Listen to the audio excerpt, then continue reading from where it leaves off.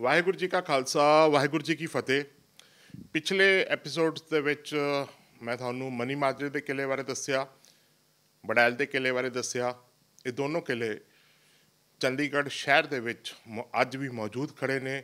ਇਹਨਾਂ ਦੇ ਆਰਕੀਓਲੋਜੀਕਲ ਐਵੀਡੈਂਸਿਸ ਅੱਜ ਵੀ ਖੜੀਆਂ ਨੇ ਜੋ ਕਿ ਖਾਲਸਾ ਰਾਜ ਦੇ ਕਿਲਿਆਂ ਦੀ ਗਵਾਹੀ ਦੇ ਰਹੀਆਂ।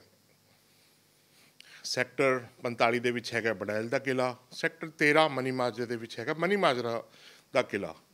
ਅੱਜ जिस किले बारे गल करांगे वो मनी माजरे के किले तो तकरीबन 12 किलोमीटर दूर उस किले नाम है बुरज कोटियाँ। बुरज कोटियाँ का मतलब ये है कि उत्थे एक बुरज खड़िया होया अज की तारीख च। जो रिकॉर्ड चैक किया गया तो पता लग गया कि इसका जो ओरिजिनल नाम सीगा किले का वो सीगा टांडा कोट। तो क्योंकि ये जिहड़ा किला सीगा वो टैटेरी कर दिता गया, केवल एक बुरज छड़ दिता गया और एक किले की जो मेजर डिमोलिशिंग हुई है वो ब्रिटिश एरा के टाइम हुई और एक बुरज छड्या गया तो इसका नाम बुरज और कोट तो कोटियाँ बन गया क्योंकि उसका छोटा रूप आ गया, इस करके कोट तो कोटियाँ बन गया। ओरिजिनल नाम इसका टांडा कोटियाँ हैगा, टांडा कोट यानी टांडे का किला। हुण बेसिकली ये जिहड़ा किला है ये किला जे देखिए तो पिंजौर तो तकरीबन 5 किलोमीटर की दूरी पर है। पिंजौर उही जगह जिथे गुरु नानक पातशाह ने आप मंजी स्थापित की, प्रचार केंद्र वड्डा प्रचार केंद्र गुरु नानक पातशाह ने स्थापित किया। और इस किले तो जे असी साउथ की तरफ चलीए तो तकरीबन जे पहाड़ों के रस्ते जाइए तो तकरीबन 5 या 6 किलोमीटर दूरी पर जगह आ जाएगी नाडा साहब और जे सड़क के रस्ते जाइए तो 10 किलोमीटर दूरी पर नाडा साहब पहुँच जाएगी।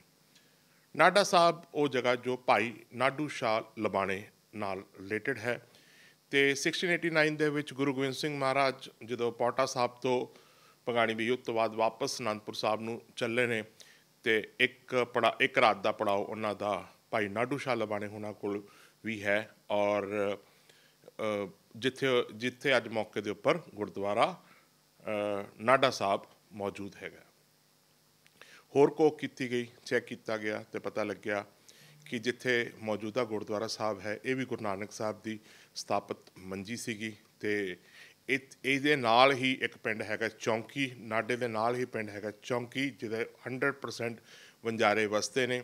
ਆ ਲਬਾਣੇ ਵਣਜਾਰਿਆਂ ਦਾ ਇਹ ਇਲਾਕਾ ਸੀਗਾ ਜੋ ਗੁਰੂ ਨਾਨਕ ਪਾਤਸ਼ਾਹ ਨੇ ਇੱਥੇ ਆਪ ਕਿਲਾਬੰਦੀ ਇੱਥੇ ਆਪ ਮੰਜੀਆਂ ਸਥਾਪਿਤ ਕੀਤੀਆਂ। ਜੋ 10ਵੇਂ ਨਾਨਕ ਗੁਰੂ ਗੋਬਿੰਦ ਸਿੰਘ ਮਹਾਰਾਜ ਨੇ ਵੀ ਇੱਥੇ ਆਏ ਅਤੇ ਅੱਜ ਜੋ ਗੁਰਦੁਆਰਾ ਸਾਹਿਬ ਹੈ ਉਹ 10ਵੀਂ ਪਾਤਸ਼ਾਹੀ ਜੀ ਦੇ ਨਾਮ ਤੋਂ ਹੈ। ਹੁਣ ਅਸੀਂ ਆਉਂਦੇ ਹਾਂ ਜੀ ਟਾਂਡਾ ਬੁਰਜ ਕੋਟੀਆਂ ਦੇ ਉੱਪਰ।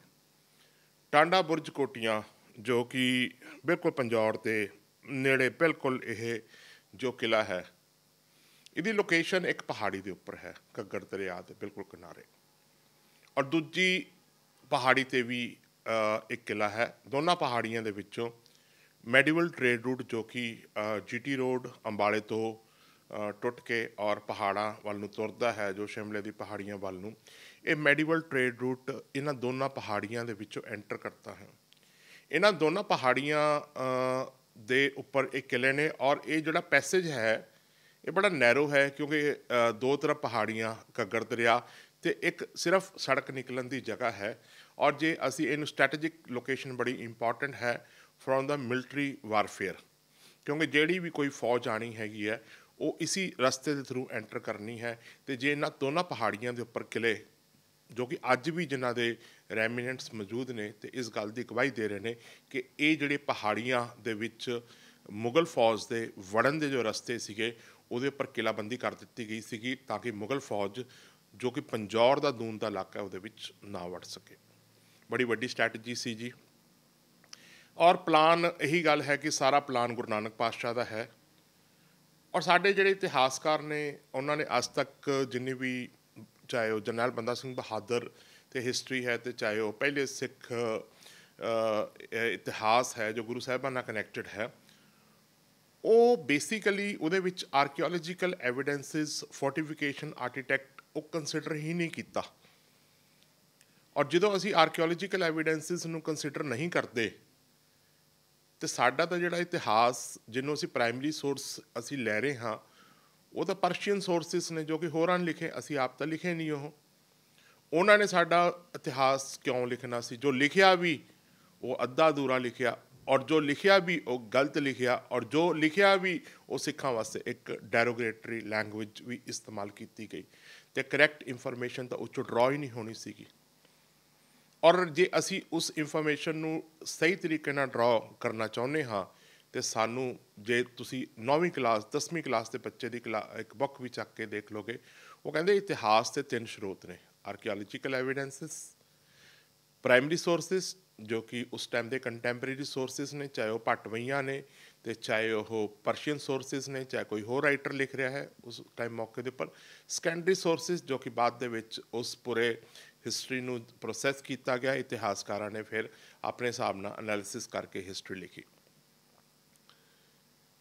ਹੁਣ ਇਸ ਪੂਰੇ ਪ੍ਰੋਸੈਸ ਦੇ ਵਿੱਚ ਆਰਕੀਓਲੋਜੀ ਮਾਈਨਸ ਹੋ ਗਈ, ਪ੍ਰਾਇਮਰੀ ਦੇ ਸੈਕੰਡਰੀ ਸੋਰਸਿਸ ਰਹਿ ਗਏ। ਸੈਕੰਡਰੀ ਸੋਰਸਿਸ ਜੋ ਕਿ ਪ੍ਰਾਇਮਰੀ 'ਤੇ ਪੂਰੇ ਡਿਪੈਂਡੈਂਟ ਸੀ, ਇਸ ਕਰਕੇ ਜੋ ਸਹੀ ਹਿਸਟਰੀ ਸੀਗੀ ਉਹ ਇਸ ਪੂਰੇ ਖਾਲਸਾ ਰਾਜ ਦੀ ਜੋ ਜਰਨੈਲ ਬੰਦਾ ਸਿੰਘ ਬਹਾਦਰ ਨੇ ਸਥਾਪਿਤ ਕੀਤਾ, ਉਸ ਸੰਬੰਧ ਬਾਹਰ ਹੀ ਨਹੀਂ ਆ ਸਕੀ। ਕਿਉਂਕਿ ਅਸੀਂ ਲੋਹਗੜ੍ਹ ਖਾਲਸਾ ਰਾਜਧਾਨੀ ਤੋਂ ਬੇਸਿਕਲੀ ਰਿਸਰਚ ਸ਼ੁਰੂ ਕੀਤੀ, ਅਤੇ ਇੱਕ ਪਰਸ਼ੀਅਨ ਡਾਕੂਮੈਂਟ ਜੋ ਕਿ ਮਿਲਿਆ ਜਿਹਦਾ ਨਾਮ ਸੀ ਅਖਬਾਰੇ ਦਰਬਾਰੇ ਮੌਲਾ, ਉਹ ਡਾਕੂਮੈਂਟ ਇਹ ਜ਼ਿਕਰ ਕਰਦਾ ਹੈ ਕਿ ਜਰਨੈਲ ਬੰਦਾ ਸਿੰਘ ਬਹਾਦਰ ਦਾ ਜੋ ਅਟੈਕ ਹੈ ਉਹ ਜੰਮੂ ਤੋਂ ਲੈ ਕੇ ਬਰੇਲੀ ਤੱਕ ਹੈ। ਜੰਮੂ ਤੋਂ ਲੈ ਕੇ ਬਰੇਲੀ ਤੱਕ ਹੈ। ਟੋਟਲ ਡਿਸਟੈਂਸ ਜੋ ਇਸ ਅਟੈਕ ਦਾ ਹੈ ਉਹ ਤਕਰੀਬਨ 600 ਕਿਲੋਮੀਟਰ ਲੰਬਾਈ ਹੈ, ਔਰ ਚੜਾਈ ਵੀ ਮੋਟੇ ਮੋਟੇ ਤੌਰ ਦੇ ਉੱਪਰ 250 ਤੋਂ 300 ਕਿਲੋਮੀਟਰ ਹੈਗੀ ਹੈ। ਬੜਾ ਲੰਬਾ ਚੌੜਾ ਏਰੀਆ ਹੈ। ਔਰ ਅਖਬਾਰੇ ਦਰਬਾਰੇ ਮੌਲਾ ਨੂੰ ਫਿਰ ਇੰਡੀਵਿਜੂਅਲੀ ਜਦੋਂ ਹੋਰ ਐਂਟਰੀਜ਼ ਨੂੰ ਸਟੱਡੀ ਕਰਦੇ ਹਾਂ ਜੰਮੂ ਤੋਂ ਲੈ ਕੇ ਬਰੇਲੀ ਤੱਕ, ਅਤੇ ਪਤਾ ਲੱਗਦਾ ਹੈ ਕਿ ਖਾਲਸਾ ਰਾਜ ਦੇ ਬਹੁਤ ਸਾਰੇ ਕਿਲੇ ਇਹਨਾਂ ਸ਼ਿਵਾਲਿਕ ਦੀ ਪਹਾੜੀਆਂ ਦੇ ਵਿੱਚ ਮੌਜੂਦ ਨੇ। ਔਰ ਇਸੀ ਪੋਰਸ਼ਨ ਦੇ ਉੱਪਰ ਅਸੀਂ ਜੋ ਪੰਜੌੜ ਦੇ ਇਲਾਕੇ ਦੇ ਵਿੱਚ ਅੱਜ ਟਾਂਡਾ ਕੋਟ, ਜਿਹਨੂੰ ਅੱਜ ਦੀ ਤਰੀਕ ਦੇ ਵਿੱਚ ਬੁਰਜ ਕੋਟੀਆਂ ਵੀ ਕਿਹਾ ਜਾਂਦਾ ਹੈਗਾ, ਉਹਦੇ ਬਾਰੇ ਜ਼ਿਕਰ ਕਰ ਰਹੇ ਹਾਂ। ਟਾਂਡੇ ਬਹੁਤ ਇੱਕ ਇੰਪੋਰਟੈਂਟ ਚੀਜ਼ ਹੈਗੀ ਹੈ, ਅਤੇ ਜਿੱਦਾਂ ਕਿ ਮੈਂ ਟਾਂਡਿਆਂ ਨੂੰ ਡਿਸਕਸ ਕਰਨ ਤੋਂ ਪਹਿਲੇ ਮੈਂ ਇਸ ਇੱਕ ਗੱਲ ਤੁਹਾਨੂੰ ਬਹੁਤ ਜ਼ਰੂਰੀ ਦੱਸਣੀ ਕਿ ਗੁਰੂ ਨਾਨਕ ਪਾਤਸ਼ਾਹ ਨੇ ਇਸ ਸਾਰੇ ਪਲੇਸਿਸ ਦੀ ਮਾਰਕਿੰਗ ਆਪ ਕੀਤੀ। ਇਹਦੇ ਉਹਨਾਂ ਦੀਆਂ ਮੌਜੂਦ ਮੰਜੀਆਂ ਨੇ ਇਸ ਇਲਾਕੇ ਦੇ ਵਿੱਚ, ਸਥਾਪਿਤ ਮੰਜੀਆਂ ਨੇ ਗੁਰੂ ਨਾਨਕ ਪਾਤਸ਼ਾਹ ਤੋਂ, ਮੰਜੀ ਜਿਹਨੂੰ ਅਸੀਂ ਗੁਰਦੁਆਰਾ ਸਾਹਿਬ ਮੰਜੀ ਸਾਹਿਬ ਵੀ ਕਹਿ ਲੈਂਦੇ ਹਾਂ। ਹੁਣ ਚੌਥਾ ਸੋਰਸ ਜੋ ਹਿਸਟਰੀ ਦਾ ਹੈ ਉਹ ਸਾਹਿਬ ਸ਼੍ਰੀ ਗੁਰੂ ਗ੍ਰੰਥ ਸਾਹਿਬ ਮਹਾਰਾਜ। ਔਰ ਜਦੋਂ ਸਾਹਿਬ ਸ਼੍ਰੀ ਗੁਰੂ ਗ੍ਰੰਥ ਸਾਹਿਬ ਮਹਾਰਾਜ ਨੂੰ ਪੜ੍ਹਿਆ ਅਤੇ ਪਤਾ ਲੱਗਿਆ ਕਿ ਇਹ ਕਿਲਾਬੰਦੀ ਦਾ ਸਾਰਾ ਜੋ ਕਾਰਜ ਹੈ ਗੁਰੂ ਨਾਨਕ ਸਾਹਿਬ ਆਪ ਕਰ ਰਹੇ ਨੇ। ਗੁਰਬਾਣੀ ਦਾ ਸ਼ਲੋਕ, ਨਾਨਕ ਰਾਜ ਚਲਾਇਆ ਸੱਚ ਕੋਟ ਸਥਾਣੀ ਨੀਵ ਤੇ। ਗੁਰੂ ਨਾਨਕ ਪਾਤਸ਼ਾਹ ਨੇ ਰਾਜ ਸਥਾਪਿਤ ਕੀਤਾ ਅਤੇ ਸੱਚ ਦੀ ਨੀਵ ਦੇ ਕਿਲੇ ਤਿਆਰ ਕਰ ਦਿੱਤੇ। ਕਿੱਡਾ ਵੱਡਾ ਸਰੋਤ ਹੈ ਜੀ, ਲੇਕਿਨ ਬੇਸਿਕਲੀ ਇਗਨੋਰ ਕਰ ਦਿੱਤਾ ਗਿਆ। ਇਸੀ ਤਰੀਕੇ ਨਾਲ ਰੈਵਨਿਊ ਰਿਕਾਰਡ ਨੂੰ ਚੈੱਕ ਕੀਤਾ ਗਿਆ, 5ਵਾਂ ਸਰੋਤ ਹੋ ਗਿਆ। ਫੋਕਲੋਰਸ ਨੂੰ ਚੈੱਕ ਕੀਤਾ ਗਿਆ, ਆਰਕੀਟੈਕਚਰਲ ਡਿਜ਼ਾਈਨਸ ਨੂੰ ਚੈੱਕ ਕੀਤਾ ਗਿਆ, ਸਰਵੇ ਮੈਪਸ ਚੈੱਕ ਕੀਤੇ ਗਏ, ਔਰ ਇਹ ਸਾਰੀਆਂ ਗੱਲ ਅਨਵੀਲ ਹੋ ਗਈ ਕਿ ਜੀ ਇਹ ਤਾਂ ਬਹੁਤ ਵੱਡੀ ਕਿਲਾਬੰਦੀ ਸੀਗੀ। ਫਾਰਸੀ ਦੇ ਸਰੋਤ ਇਹ ਗੱਲ ਵੀ ਲਿਖਦੇ ਨੇ ਕਿ ਜੀ ਕਿ ਸ਼ਿਮਲੇ ਦੀ ਪਹਾੜੀਆਂ ਤੱਕ ਖਾਲਸਾ ਰਾਜ ਦੀ ਕਿਲਾਬੰਦੀ ਸੀਗੀ, ਲੇਕਿਨ ਉਹ ਫਿਰ ਸ਼ਰੈਡਡ ਹਿਸਟਰੀ ਹੈ। ਇੱਕ ਲਾਈਨ ਲਿਖਤੀ ਜੀ ਕਿੱਥੇ ਸੀਗੀ, ਕਿੰਨੇ ਵਰਤੀ, ਕਿੰਨੇ ਤਿਆਰ ਕੀਤੀ, ਉਹਦੇ ਬਾਰੇ ਕੋਈ ਵੀ ਗੱਲ ਦਾ ਮਤਲਬ ਆਨਸਰ ਨਹੀਂ ਹੈ ਉਹਨਾਂ ਦੇ ਵਿੱਚ। ਹੁਣ ਮੈਂ ਟਾਂਡੇ ਦਾ ਜ਼ਿਕਰ ਕਰ ਰਿਹਾ ਹਾਂ ਕਿ ਟਾਂਡਾ ਦੀ ਕੀ ਇੰਪੋਰਟੈਂਸ ਹੈ। ਅਗੇਨ ਆਨਸਰ ਗੁਰੂ ਗ੍ਰੰਥ ਸਾਹਿਬ ਮਹਾਰਾਜ ਦੇ ਵਿੱਚ ਹੈ।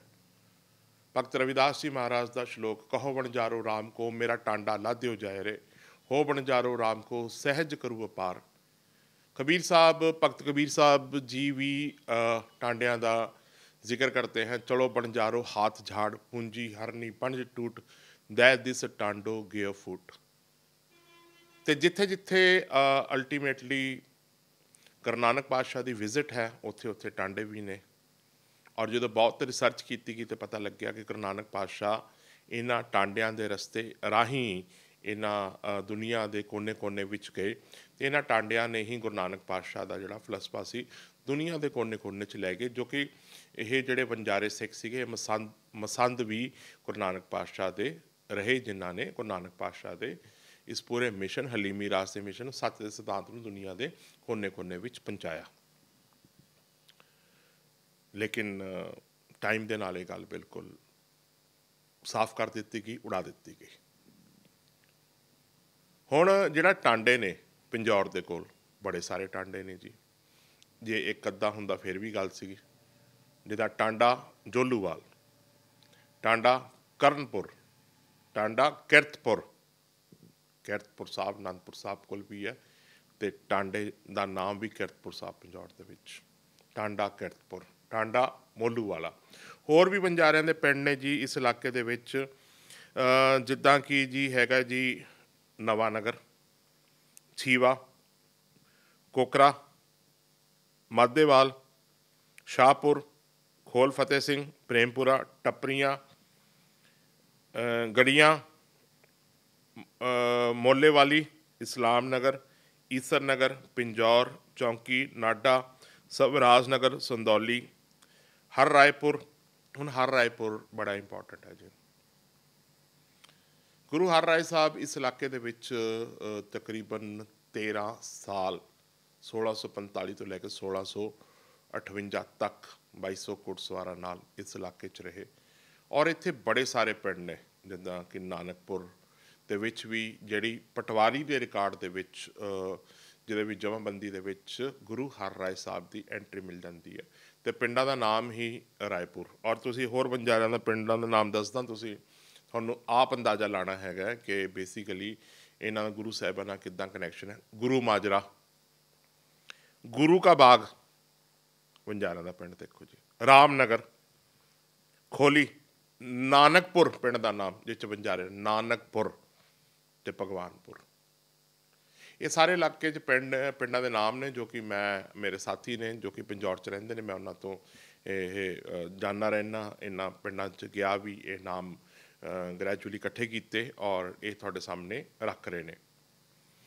ਇਹ ਜਿਹੜੇ ਵਣਜਾਰਿਆਂ ਦੇ ਪਿੰਡ ਨੇ, ਇਹਨਾਂ ਵਣਜਾਰਿਆਂ ਦੇ ਪਿੰਡਾਂ ਦਾ ਸਾਰਿਆਂ ਦਾ ਕਨੈਕਸ਼ਨ ਜਰਨੈਲ ਬੰਦਾ ਸਿੰਘ ਬਹਾਦਰ ਨਾਲ ਵੀ ਹੈ। ਅਖਬਾਰੇ ਦਰਬਾਰੇ ਮੌਲਾ ਦੀ 1714 ਦੀ ਐਂਟਰੀ ਵੀ ਦੱਸਦੀ ਹੈ ਕਿ ਜਰਨੈਲ ਬੰਦਾ ਸਿੰਘ ਬਹਾਦਰ ਇਸ ਇਲਾਕੇ ਦੇ ਵਿੱਚ, ਪਿੰਜੌਰ ਦੇ ਇਲਾਕੇ ਦੇ ਵਿੱਚ ਹੈਗੇ ਜੀ, ਅਤੇ ਹੋਰ ਵੀ ਸਿੱਖ ਫੋਰਸਿਸ ਇੱਥੇ ਘੁੰਮ ਰਹੀਆਂ ਨੇ। ਬੜੇ ਸਾਰੇ ਕਿਲ੍ਹੇ ਨੇ ਜੀ ਇਸ ਇਲਾਕੇ ਦੇ ਵਿੱਚ, ਔਰ ਮੋਟੇ ਤੌਰ 'ਤੇ ਬਹੁਤ ਵੱਡੀ ਕਿਲ੍ਹਾਬੰਦੀ ਜਿਹੜੀ ਸੀਗੀ ਇਹ ਗੁਰੂ ਸਾਹਿਬਾਂ ਦੇ ਟਾਈਮ ਤੋਂ ਹੀ ਹੋ ਗਈ ਸੀਗੀ, ਕਿਉਂਕਿ ਜਰਨੈਲ ਬੰਦਾ ਸਿੰਘ ਬਹਾਦਰ ਕੋਲ 8 ਸਾਲ ਦਾ ਸਮਾਂ ਸੀਗਾ, ਔਰ 8 ਸਾਲ ਦੇ ਸਮੇਂ 'ਚ ਐਡੀ ਵੱਡੀ ਕਿਲ੍ਹਾਬੰਦੀ ਨਹੀਂ ਹੋ ਸਕਦੀ। ਔਰ ਕਿਉਂਕਿ ਦੂਸਰੀ ਤਰਫ ਬੈਟਲਸ ਵੀ ਚੱਲ ਰਹੀਆਂ ਨੇ, ਔਰ ਬਹੁਤ ਡਿਫੀਕਲਟ ਹੈ ਕਿ ਕਿਲ੍ਹਾਬੰਦੀ ਵੀ ਨਾਲ ਹੋਏ, ਔਰ ਮੋਰ ਓਵਰ ਕਿਲ੍ਹੇ ਬਣਾਉਣ ਦੇ ਵਿੱਚ ਬਹੁਤ ਟਾਈਮ ਲੱਗ ਰਿਹਾ ਸੀਗਾ, ਕਿਉਂਕਿ ਕਿਲ੍ਹਾ ਕੋਈ ਸਾਲ 2 ਸਾਲ ਜਾਂ 5 ਸਾਲ 'ਚ ਤਿਆਰ ਨਹੀਂ ਹੁੰਦਾ, 10-10 20-20 ਸਾਲ ਦਾ ਸਮਾਂ ਲੱਗਦਾ ਸੀਗਾ, ਔਰ ਬੈਟਲ ਗਰਾਊਂਡ 'ਚ ਤਾਂ ਕਿਲ੍ਹਾ ਬਣਾਉਣਾ ਪੋਸੀਬਲ ਹੀ ਨਹੀਂ ਸੀਗਾ। ਮੈਂ ਤੁਹਾਨੂੰ ਇਹ ਵੀ ਨੋਟਿਸ 'ਚ ਪਾਉਣਾ ਚਾਹੁੰਦਾ ਕਿ ਇਹ ਸਾਰੀ ਤਿਆਰੀ ਗੁਰੂ ਨਾਨਕ ਪਾਤਸ਼ਾਹ ਟਾਈਮ ਤੋਂ ਸ਼ੁਰੂ ਹੋ ਗਈ ਸੀਗੀ, ਅਤੇ ਵਣਜਾਰੇ ਸਿੱਖਾਂ ਕੋਲ ਕਿਉਂਕਿ ਵੱਡੇ ਵਪਾਰੀ ਵੀ ਸੀਗੇ, ਅਤੇ ਉਹਨਾਂ ਕੋਲ ਇਹ ਅਥਾਰਟੀ ਵੀ ਸੀਗੀ ਕਿ ਉਹ ਕਿਲ੍ਹੇ ਬਣਾ ਸਕਦੇ ਨੇ, ਆਪਣੇ ਸਮਾਨ ਜੋ ਕੀਮਤੀ ਸਮਾਨ ਜੋ ਟਰੇਡ ਕਰਦੇ ਨੇ ਉਹਦੇ ਰੱਖ ਰਖਾਓ ਵਾਸਤੇ, ਉਹਦੀ ਸੇਫਟੀ ਵਾਸਤੇ। ਮੁਗਲ ਰਾਜ ਵੱਲੋਂ ਵੀ ਅਥਾਰਟੀ ਸੀਗੀ ਜੀ। ਸੂਫੀ ਪੀਰਾਂ ਦਾ ਵੀ ਬੜਾ ਵੱਡਾ ਰੋਲ ਇਸ ਕਿਲ੍ਹੇਬੰਦੀ ਵਿੱਚ ਰਿਹਾ, ਕਿ ਜਿੱਥੇ ਕਿਲ੍ਹੇਬੰਦੀ ਦੀ ਉਸਾਰੀ ਹੋਈ ਉੱਥੇ ਸੂਫੀ ਪੀਰ ਵੀ ਜਾ ਕੇ ਬੈਠੇ, ਜਿੱਦਾਂ ਕਿ ਮੋਟੇ ਤੌਰ 'ਤੇ ਜਿਸ 'ਚ ਬੜਾ ਵੱਡਾ ਰੋਲ ਪਲੇ ਕੀਤਾ ਪੀਰ ਦਸਤਗੀਰ ਦੇ ਪਰਿਵਾਰ ਨਾਲ, ਉਹ ਉਹਦੇ ਬਾਰੇ ਇੱਕ ਸੈਪਰੇਟ ਐਪੀਸੋਡ ਕਰਾਂਗੇ ਜੀ ਪੂਰੀ ਗੱਲ ਦੇ ਉੱਪਰ। ਬੁਰਜ ਕੋਟੀਆਂ ਦੇ ਕੋਲ ਹੋਰ ਵੀ ਤਕਰੀਬਨ ਕਿਲ੍ਹੇ ਨੇ ਜੀ, ਇਕੱਲੇ ਹੀ ਕਿਲ੍ਹਾ ਨਹੀਂ ਹੈ। ਇੱਕ ਕਿਲ੍ਹਾ ਭਵਾਨਾ ਪਿੰਡ 'ਚ, ਜੋ ਕਿ ਤਕਰੀਬਨ 6 ਕਿਲੋਮੀਟਰ ਤੋਂ ਆਪਾਂ ਨੌਰਥ ਦੀ ਤਰਫ ਚੱਲ ਜਾਈਏ ਉੱਥੇ ਹੈ। ਭਵਾਨੇ ਤੋਂ ਅਸੀਂ 10 ਕਿਲੋਮੀਟਰ ਹੋਰ ਉੱਪਰ ਪਹਾੜੀਆਂ ਨੂੰ ਚੱਲ ਜਾਈਏ ਨੌਰਥ ਦੀ ਤਰਫ, ਤੇ ਬਨਾਸਰ ਕਿਲ੍ਹਾ ਹੈ। ਬਨਾਸਰ ਦੀ ਵੀਡੀਓ ਮੈਂ ਪਹਿਲੇ ਵੀ ਪਾਈ ਹੋਈ ਹੈ, ਫਿਰ ਦੁਬਾਰਾ ਤੋਂ ਇੱਕ ਵੀਡੀਓ ਬਨਾਸਰ ਦੀ ਪਾਵਾਂਗੇ ਜੀ ਇਸ ਮਸਲੇ ਦੇ ਉੱਪਰ। ਇਸੇ ਤਰੀਕੇ ਨਾਲ ਸ਼ਾਹਪੁਰ ਦੇ ਵਿੱਚ ਵੀ ਕਿਲ੍ਹਾ ਹੈ, ਇੱਕ ਬੁਰਜ ਹੀ ਬਚਿਆ ਹੋਇਆ ਹੈ। ਜਿੱਦਾਂ ਕਿ ਤੁਹਾਨੂੰ ਮੈਂ ਪਹਿਲੇ ਦੱਸ ਚੁੱਕਾ ਹਾਂ ਕਿ ਜਿਹੜਾ ਬੁਰਜ ਕੋਟੀਆਂ ਇੱਕ ਪੂਰਾ ਕਿਲ੍ਹਾ ਸੀਗਾ, ਇਸ ਕਿਲ੍ਹੇ ਨੂੰ ਅੰਗਰੇਜ਼ ਬ੍ਰਿਟਿਸ਼ ਟਾਈਮ ਡਿਮੋਲਿਸ਼ ਕੀਤੇ ਗਏ, ਔਰ ਬੁਰਜ ਕੋਟੀਆ ਵੀ ਤਕਰੀਬਨ 2.5-3 ਏਕੜ ਦਾ ਕਿਲਾ ਸੀਗਾ। ਅੱਜ ਦੀ ਤਰੀਕ 'ਚ ਸਿਰਫ ਇਕੱਲਾ ਇੱਕ ਬੁਰਜ ਖੜਿਆ ਹੋਇਆ। ਇਸੇ ਤਰੀਕੇ ਨਾਲ ਜੋ ਸ਼ਾਹਪੁਰ ਦੇ ਵਿੱਚ ਵੀ ਹੈ, ਇਕੱਲਾ ਇੱਕ ਬੁਰਜ ਹੈ, ਅਤੇ ਉਹਦੇ ਉੱਪਰ ਇੱਕ ਸੈਪਰੇਟ ਐਪੀਸੋਡ ਕਰਾਂਗੇ ਜਿਹਦੇ ਵਿੱਚ ਤੁਹਾਨੂੰ ਟੋਟਲ ਇਨਫੋਰਮੇਸ਼ਨ ਦੇਵਾਂਗੇ ਜੀ ਪੂਰੇ ਕਿਲ੍ਹਾਬੰਦੀ ਦੀ। ਔਰ ਪਿੰਜੌਰ ਦੇ ਵਿੱਚ ਇੱਕ ਹੋਰ ਵੀ ਕਿਲ੍ਹਾ ਹੈਗਾ ਜੀ, ਜੋ ਕਿ ਮੁਗਲਾਂ ਦਾ ਕਿਲ੍ਹਾ ਦੱਸਿਆ ਜਾਂਦਾ। ਔਰ ਇਹ ਕਿਲ੍ਹਾ ਜੋ ਤਿਆਰ ਕੀਤਾ ਸੀਗਾ ਉਹ ਫਦੈਨ ਖਾਨ ਨੇ ਤਿਆਰ ਕੀਤਾ। ਫਦੈਨ ਖਾਨ ਜੋ ਰੀਅਲ ਬ੍ਰਦਰ ਹੈਗਾ ਨਵਾਬ ਸਾਫੀ ਖਾਨ ਦਾ। ਔਰ ਨਵਾਬ ਸਾਫੀ ਖਾਨ ਕੌਣ ਹੈ ਜੀ? ਸੈਫ ਖਾਨ, ਸੌਰੀ, ਨਵਾਬ ਸੈਫ ਖਾਨ ਬੇਸਿਕਲੀ ਜੋ ਕਿ ਗੁਰੂ ਤੇਗ ਬਹਾਦਰ ਸਾਹਿਬ ਦੇ ਬਹੁਤ ਨਜ਼ਦੀਕੀ ਸੰਗੀ ਸਾਥੀਆਂ 'ਚੋਂ ਹੈ। ਔਰ ਇਹ ਦੋਨੋਂ ਰੀਅਲ ਬ੍ਰਦਰਸ ਨੇ ਅਤੇ ਔਰੰਗਜ਼ੇਬ ਦੇ ਫੋਸਟਰ ਬ੍ਰਦਰਸ ਨੇ, ਯਾਨੀ ਕਿ ਸਕੇ ਭਰਾ ਤਾਂ ਨਹੀਂ ਹੈ, ਲੇਕਿਨ ਉਹਨਾਂ ਦੇ ਸ਼ਾਹਜਹਾਨ ਨੇ ਹੀ ਉਹਨਾਂ ਨੂੰ ਵੱਡੇ ਕੀਤਾ। ਔਰ ਔਰੰਗਜ਼ੇਬ ਦੇ ਨਜ਼ਦੀਕ ਲੇ ਬੰਦਿਆਂ 'ਚੋਂ ਸੀਗੇ। ਕਸ਼ਮੀਰ ਦਾ ਗਵਰਨਰ ਵੀ ਰਹੇ। ਫਿਰ ਇਹਨਾਂ ਦਾ ਸੈਫ ਖਾਨ ਦਾ ਕਿਲ੍ਹਾ ਇੱਕ ਪਟਿਆਲੇ ਦੇ ਕੋਲ ਬਹਾਦਰਗੜ੍ਹ 'ਚ ਵੀ ਹੈ, ਲੇਕਿਨ ਇਹ ਗੁਰੂ ਸਾਹਿਬਾਂ ਗੁਰੂ ਤੇਗ ਬਹਾਦਰ ਸਾਹਿਬ ਦੇ ਮੇਨ ਸੰਗੀ ਸਾਥੀਆਂ 'ਚੋਂ ਸੀ ਔਰ ਗੁਰੂ ਸਾਹਿਬ ਦੇ ਮਰੀਦ ਵੀ ਸੀਗੇ। ਔਰੰਗਜ਼ੇਬ ਚਾਹੇ ਜਿੰਨਾ ਮਰਜ਼ੀ ਆਪ ਜ਼ਾਲਮ ਸੀਗਾ, ਲੇਕਿਨ ਜਿੰਨੇ ਉਹਦੇ ਭੈਣ ਭਰਾ ਸੀਗੇ, ਚਾਹੇ ਉਹ ਗੱਲ ਹੈਗੀ ਹੈ ਦਾਰਾ ਸ਼ਿਕੋ ਦੀ, ਉਹ 7ਵੇਂ ਪਾਤਸ਼ਾਹ ਦਾ ਮਰੀਦ ਸੀਗਾ ਜੀ, ਅਤੇ ਗੁਰੂ ਸਾਹਿਬਾਂ ਦੇ ਬਹੁਤ ਨਜ਼ਦੀਕ ਸੀਗਾ। ਅਤੇ ਇਸੇ ਤਰੀਕੇ ਨਾਲ ਉਹਦੀ ਵੱਡੀ ਭੈਣ ਦਾਰਾ ਸ਼ਿਕੋ ਦੀ ਜਹਾਂਆਰਾ, ਉਹ ਸਾਈ ਮੀਆਂ ਮੀਰ ਜੀ ਅਤੇ ਸ਼ਾਹ ਮੁੱਲਾ ਕਸ਼ਮੀਰ ਦਾ, ਜੋ ਕਿ ਦਸਤਗੀਰ ਦੇ ਪਰਿਵਾਰ 'ਚੋਂ ਹੈਗੇ ਨੇ, ਉਹਨਾਂ ਦੇ ਮਰੀਜ਼ ਸੀਗੇ। ਅਤੇ ਇਸੇ ਤਰੀਕੇ ਨਾਲ ਦੋਨੋਂ ਭਰਾ ਵੀ ਆਪਣੇ ਗੁਰੂ ਤੇਗ ਬਹਾਦਰ ਸਾਹਿਬ ਦੇ ਮਰੀਜ਼ ਸੀਗੇ। ਅਤੇ ਪਿੰਜੌਰ ਦਾ ਕਿਲ੍ਹਾ ਫਦੈਨ ਖਾਨ, ਜੋ ਕਿ ਗੁਰੂ ਤੇਗ ਬਹਾਦਰ ਸਾਹਿਬ ਦਾ ਮਰੀਜ਼ ਸੀਗਾ, ਉਹਨੇ ਤਿਆਰ ਕੀਤਾ। ਔਰ ਮੈਂ ਜਸਟ ਇਹ ਹਿਸਟਰੀ ਤੁਹਾਨੂੰ ਤਾਂ ਦੱਸਣ ਦੀ ਕੋਸ਼ਿਸ਼ ਕਰ ਰਿਹਾ ਕਿ ਇਹ ਸਭ ਕੁਝ ਅਚਾਨਕ ਨਹੀਂ ਹੋਇਆ। ਇਹਦੇ ਪਿੱਛੇ ਕੜੀ ਦਰ ਕੜੀ ਮੋਰ ਦੈਨ 200 ਸਾਲ ਦੀ ਤਿਆਰੀ ਸੀਗੀ। ਗੁਰੂ ਨਾਨਕ ਪਾਤਸ਼ਾਹ ਦੇ ਹਲੀਮੀ ਰਾਜ ਦੀ ਤਿਆਰੀ ਸੀਗੀ, ਅਤੇ ਬੜੇ ਵੱਡੇ ਪੱਧਰ 'ਤੇ ਜਿਹੜੇ ਰਾਜ ਘਰਾਣਿਆਂ ਨਾਲ ਜਿਹੜੇ ਮੁਗਲਾਂ ਦੇ ਬਲੱਡ ਲਾਈਨ ਸੀਗੀ, ਉਹ ਵੀ ਗੁਰੂ ਨਾਨਕ ਪਾਤਸ਼ਾਹ ਦੇ ਮਿਸ਼ਨ ਦੇ ਉੱਪਰ ਕੰਮ ਕਰ ਰਹੇ ਸੀਗੇ। ਸਾਨੂੰ ਇਹ ਸਮਝਣ ਦੀ ਜ਼ਰੂਰਤ ਹੈਗੀ ਹੈ, ਲੇਕਿਨ ਬੇਸਿਕਲੀ ਕਿਉਂਕਿ ਹਿਸਟਰੀ ਇਸ ਤਰੀਕੇ ਨਾਲ ਸ਼ਰੈਡ ਕਰ ਦਿੱਤੀ ਗਈ ਔਰ ਉਹ ਬਹੁਤ ਡਿਫੀਕਲਟ ਹੋ ਜਾਂਦਾ। ਲੇਕਿਨ ਮੇਰੇ ਵੱਲੋਂ ਕੋਸ਼ਿਸ਼ ਰਹੇਗੀ ਕਿ ਮੈਂ ਇਹਨੂੰ ਆਪਸ 'ਚ ਡਾਟਸ ਨੂੰ ਕਨੈਕਟ ਕਰਨ ਦੀ ਕੋਸ਼ਿਸ਼ ਕਰਾਂ। ਮੈਡੀਵਲ ਟ੍ਰੇਡ ਰੂਟ ਦੀ ਮੈਂ ਗੱਲ ਕਰ ਰਿਹਾ ਸੀਗਾ ਜੀ। ਇਹ ਕਿਲ੍ਹਾ ਮੈਡੀਵਲ ਟ੍ਰੇਡ ਰੂਟ ਦੇ ਉੱਪਰ ਹੈ। ਮੈਡੀਵਲ ਟ੍ਰੇਡ ਰੂਟ ਜੋ ਕਿ ਬੇਸਿਕਲੀ ਆਪਣਾ ਅੰਬਾਲੇ ਤੋਂ ਨਿਕਲ ਕੇ ਜਾਂਦਾ ਹੈ ਔਰ ਪਿੰਜੌਰ ਪਹੁੰਚਦਾ ਮਨੀ ਮਾਜਰਾ ਤੋਂ ਹੋ ਕੇ। ਮਨੀ ਮਾਜਰਾ ਇੱਕ ਬੜਾ ਵੱਡਾ ਟ੍ਰੇਡ ਸੈਂਟਰ ਸੀਗਾ, ਔਰ ਇਸ ਟ੍ਰੇਡ ਸੈਂਟਰ ਤੋਂ ਅੱਗੇ ਫਿਰ ਪਿੰਜੌਰ ਤੋਂ ਬਾਅਦ ਫਿਰ ਸ਼ਿਮਲੇ ਤੋਂ ਬਾਅਦ ਫਿਰ ਇਹ ਸਿਲਕ ਰੂਟ ਚਾਈਨਾ 'ਚ ਕਨੈਕਟ ਹੋ ਜਾਂਦਾ ਸੀਗਾ। 1960 ਤੱਕ ਇਹ ਰੂਟ ਓਪਨ ਸੀਗਾ, ਲੇਕਿਨ ਇੰਡੋ ਚਾਈਨਾ ਜੋ ਡਿਸਪਿਊਟ ਹੋਈਆਂ, ਵਾਰਸ ਹੋਈਆਂ, ਉਸ ਤੋਂ ਬਾਅਦ ਇਹ ਰੂਟ ਬੰਦ ਕਰ ਦਿੱਤਾ ਗਿਆ। ਔਰ ਲੇਕਿਨ ਇਹ ਮੈਡੀਵਲ ਟ੍ਰੇਡ ਰੂਟ ਪਹਿਲੇ ਕੰਮ ਕਰਦਾ ਹੁੰਦਾ ਸੀਗਾ ਜੀ, ਔਰ ਇਹ ਰਿਕਾਰਡ ਦੀ ਗੱਲ ਹੈਗੀ ਆ। ਆਰਕੀਟੈਕਚਰਲ ਡਿਜ਼ਾਈਨ ਜੋ ਇਸ ਪੂਰੇ ਕਿਲ੍ਹੇ ਦਾ ਹੈਗਾ ਜੀ, ਉਹ ਸਾਰੇ ਕਿਲ੍ਹਿਆਂ ਨਾਲ ਜੋ ਖਾਲਸਾ ਰਾਜ ਦੇ ਕਿਲ੍ਹੇ ਨੇ ਮੈਚ ਕਰਤਾ ਹੈ। ਰੇਬਲ ਮਿਸ਼ਨਰੀ ਵਰਕ ਹੈ। ਰੇਬਲ ਮਿਸ਼ਨਰੀ ਵਰਕ ਦਾ ਮਤਲਬ ਇਹ ਹੈ ਜੀ ਕਿ ਪੱਥਰ ਅਤੇ ਚੂਨੇ ਦੀ ਚੁਨਾਈ ਦਾ, ਅੰਦਰ ਨਾਨਕਸ਼ਾਹੀ ਇੱਟ ਲੱਗੀ ਹੋਈ ਹੈ।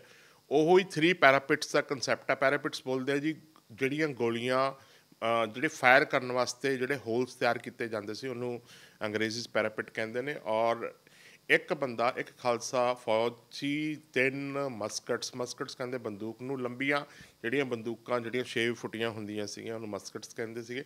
ਔਰ ਉਹ 3 ਮਸਕਟਸ ਰੱਖ ਕੇ ਔਰ ਫਾਇਰ ਕਰ ਸਕਦਾ ਸੀਗਾ। ਕਾਰਨ ਇਹ ਸੀਗਾ ਕਿ ਉਸ ਟਾਈਮ ਮਸਕਟ 'ਚ ਰੀਫਿਲਿੰਗ ਦਾ ਇਸ਼ੂ ਰਹਿੰਦਾ ਸੀ, ਇਸ ਕਰਕੇ 3 ਮਸਕਟਸ ਰੱਖ ਦਿੱਤੀਆਂ ਜਾਂਦੀਆਂ ਸੀ। ਔਰ ਉਹਦੇ ਸਾਹਮਣੇ ਇੱਕ ਲਾਈਨ ਹੈ, ਜੋ ਕਿ ਤੁਸੀਂ ਇਸ ਲਾਈਨ ਨੂੰ ਦੇਖ ਰਹੇ ਹੋ। ਇਸ ਲਾਈਨ ਦੇ ਵਿੱਚ ਬੇਸਿਕਲੀ ਕਿ ਬਾਹਰੋਂ ਅੰਦਰੋਂ ਦੀ ਖੜੇ ਹੋ ਕੇ ਬਾਹਰ ਜਿਹੜਾ ਜੇ ਦੁਸ਼ਮਣ ਫੌਜ ਹੈ ਤਾਂ ਉਹ ਕਲੀਅਰ ਨਜ਼ਰ ਆਉਂਦੀ ਸੀ। ਪਹਿਲੇ ਦੁਸ਼ਮਣ ਫੌਜ ਨੂੰ ਅੰਦਰ ਬੈਠਾ ਹੋਇਆ ਖਾਲਸਾ ਫੌਜੀ ਬਿਲਕੁਲ ਅੰਦਰੋਂ ਨਜ਼ਰ ਨਹੀਂ ਆਉਂਦਾ ਸੀਗਾ। ਆਹ ਜਿਹੜੀਆਂ ਤੁਸੀਂ ਮੋਰੀਆਂ ਦੇਖ ਰਹੇ ਹੋ, 3 ਮੋਰੀਆਂ ਦਾ ਕੰਸੈਪਟ, ਯਾਨੀ ਕਿ ਇਹ ਬਿਲਕੁਲ ਨਜ਼ਦੀਕ ਇਸ ਕਰਕੇ ਬਣਾਈਆਂ ਸੀਗੀਆਂ ਤਾਂ ਕਿ ਇੱਕ ਫੌਜੀ ਦੇ ਕੋਲ 3 ਮਸਕਟਸ ਰਹਿਣ। ਇਹ ਸਾਰੇ ਗਨ ਪਾਊਡਰ ਫੋਰਟਸ ਨੇ। ਔਰ ਇਹ 3 ਜਿਹੜੇ ਪੈਰਾਪਿਟਸ ਨੇ, ਇਹ ਮਾਡਰਨ ਡਿਜ਼ਾਈਨ ਹੈ। ਇਹ 3 ਪੈਰਾਪਿਟਸ ਦਾ ਮਾਡਰਨ ਡਿਜ਼ਾਈਨ, ਇਹ ਤੁਹਾਨੂੰ ਹਿੰਦੁਸਤਾਨ 'ਚ ਹੋਰ ਵੀ ਕਿਲ੍ਹੇ ਨੇ ਇੰਡੀਅਨ ਸਬ ਕੌਂਟੀਨੈਂਟ ਦੇ ਵਿੱਚ, ਉਹ ਤੁਹਾਨੂੰ ਇਹ ਜਿਹੜੇ ਡਿਜ਼ਾਈਨ ਹੈ ਮੈਚ ਨਹੀਂ ਕਰਨਗੇ। ਪਰ ਜਿੱਥੇ 3 ਪੈਰਾਪਿਟਸ ਦਾ ਡਿਜ਼ਾਈਨ ਮਿਲ ਜਾਏ ਤਾਂ ਤੁਸੀਂ ਉਸ ਟਾਈਮ ਇਹ ਸਮਝ ਲਿਓ ਕਿ ਇਹ ਵਣਜਾਰਿਆਂ ਦਾ ਕਿਲ੍ਹਾ ਜੋ ਗੁਰੂ ਨਾਨਕ ਪਾਤਸ਼ਾਹ ਦੇ ਮਾਰਕਿੰਗ 'ਤੇ ਤਿਆਰ ਹੋਇਆ। ਇੰਡੀਆ ਦੇ ਵਿੱਚ ਬੜੇ ਸਾਰੇ ਕਿਲ੍ਹੇ ਹੋਰ ਵੀ ਨੇ, ਮੈਂ ਤੁਹਾਡੇ ਨਾਲ ਇਹ ਸ਼ੇਅਰ ਕਰਾਂਗਾ। ਗੋਆ 'ਚ ਵੀ ਕਿਲ੍ਹਾ ਹੈਗਾ, ਕਰਨਾਟਕਾ 'ਚ ਵੀ ਨੇ, ਮਹਾਰਾਸ਼ਟਰ 'ਚ ਵੀ ਨੇ, ਮੱਧ ਪ੍ਰਦੇਸ਼ 'ਚ, ਬਿਹਾਰ 'ਚ ਵੀ ਨੇ, ਜੋ ਕਿ ਸੇਮ ਆਰਕੀਟੈਕਚਰਲ ਡਿਜ਼ਾਈਨ ਦੇ ਨੇ, ਜੋ ਸਮੇਂ ਜਿਨ੍ਹਾਂ ਦਾ ਮਤਲਬ ਆਪਾਂ ਅਗਲੇ ਐਪੀਸੋਡ 'ਚ ਜ਼ਿਕਰ ਕਰਦੇ ਰਹਾਂਗੇ ਜੀ। ਔਰ ਜਿੱਦਾਂ ਕਿ ਜੀ ਹਿਸਟਰੀ ਦਾ 4-5 ਸੋਰਸ ਮੈਂ ਤੁਹਾਨੂੰ ਦੱਸ ਚੁੱਕਾ, 5 ਸੋਰਸ ਤਾਂ ਆਲਰੇਡੀ ਕੰਪਲੀਟ ਕਰ ਚੁੱਕਾ। ਇੱਕ ਹੋਰ ਸੋਰਸ ਹੈ, ਉਹਦਾ ਨਾਮ ਹੈ ਜੀ ਟਪੋਨਮੀ। ਟਪੋਨਮੀ ਬੇਸਿਕਲੀ ਇਟਸ ਅ ਸਟੱਡੀ ਕਿ ਜਿੱਦਾਂ ਪਿੰਡਾਂ ਦੇ ਨਾਮ ਨੇ, ਜਿੱਦਾਂ ਟਾਂਡਾ, ਠੀਕ ਹੈ, ਭਗਵਾਨਪੁਰ, ਮਾਨਕਪੁਰ, ਖਿਰਤਪੁਰ, ਅਤੇ ਜਿਹੜੀ ਟਪੋਨਮੀ ਹੈ ਇਹ it's a very important source of history. ਇਹ ਤੋਂ ਸਾਨੂੰ ਇਹ ਪਤਾ ਲੱਗ ਜਾਂਦਾ ਹੈ ਕਿ ਜਿਹੜਾ ਇਹ ਪਿੰਡ ਵਸਿਆ, ਇਹ ਕਿਹੜੇ ਇੱਥੇ ਡੈਮੋਗ੍ਰਾਫਿਕ ਸੈਟਲਮੈਂਟ ਸੀ, ਕੌਣ ਲੋਕ ਇੱਥੇ ਵਸਨੀਕ ਸੀਗੇ। ਔਰ ਸੇਮ ਨੋਮਨਕਲੇਚਰ ਦੇ ਪਿੰਡ ਸਾਨੂੰ ਸ਼ਿਵਾਲਿਕ ਦੀ ਪਹਾੜੀਆਂ 'ਚ ਜੰਮੂ ਤੋਂ ਲੈ ਕੇ ਬਰੇਲੀ ਤੱਕ ਮਿਲ ਜਾਂਦੇ ਨੇ।